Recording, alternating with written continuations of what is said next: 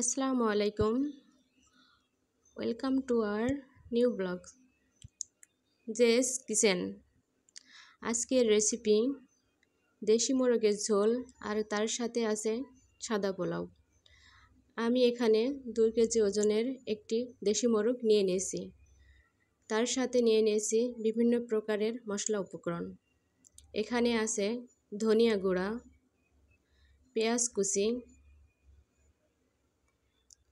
মরিচ গুঁড়া, লবণ, তেজপাতা, হলুদ গুঁড়া, কাঁচামরিচ, রসুন বাটা, আদা বাটা, জিরা বাটা এবং দারচিনি, সাদা এলাচ। এখন আমি ফ্রাই প্যানে তেল গরমের জন্য বসিয়ে দেব এবং ফ্রাই প্যানে তেল ঢেলে দিলাম। তেলটা গরম হয়ে গেছে। প্রথমে আমি তেজপাতাগুলো তেলের উপর ছেড়ে দিলাম। তার সাথে সাথে পেঁয়াজ কুচিগুলো দিয়ে দিলাম। এখন পেঁয়াজ কুচিগুলোকে আমি বাদামি বাদামি করে ভেজে নিব, যাতে রান্নার কালারটা সুন্দর আসে। পেঁয়াজ কুচিগুলো ভাজা শেষ।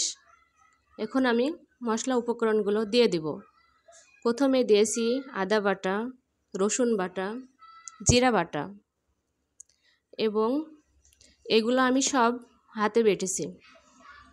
তার সাথে সাথে এখন দিয়ে দিচ্ছি মরিচ গুঁড়া, এরপরে দিলাম হলুদ গুঁড়া।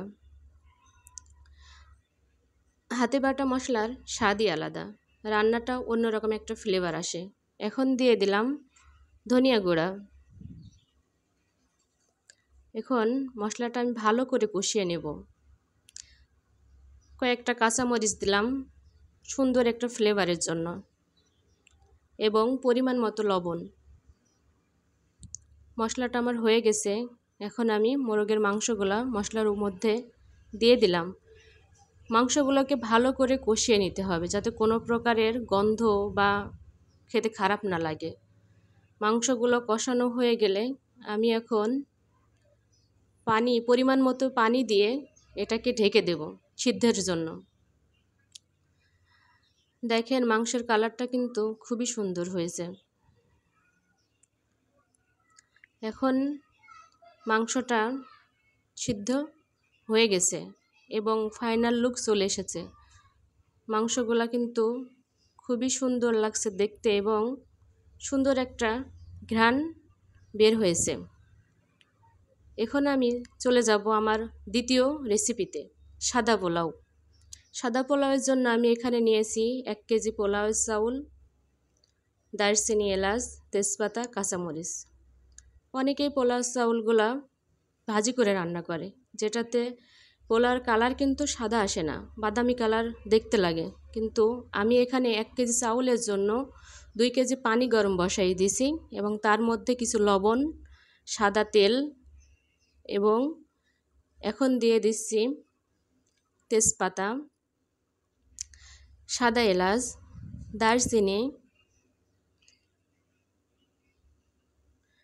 কয়েকটা কাঁচামরিচ, যেটা দেখতে সুন্দর লাগে ভাতের মধ্যে দিলে। এবং পোলাও চাউলগুলো আমি এখন পানিতে ঢেলে দিয়ে সিদ্ধে বসিয়েছি। পোলাও চাউলটা সিদ্ধ হয়ে যাওয়ার কাছাকাছি। এখন পোলাও চাউলের ফাইনাল লুক চলে এসেছে। এভাবে রান্না করলে পোলাও চাউলটা ভাতটা অনেক ঝরঝরিয়ে প্লাস সাদা দেখায় এবং ভাতের পুষ্টি গুণাগুণও বজায় থাকে। ধন্যবাদ সবাইকে এবং আমার ভিডিওতে বেশি বেশি লাইক, কমেন্ট, শেয়ার এবং সাবস্ক্রাইব করুন।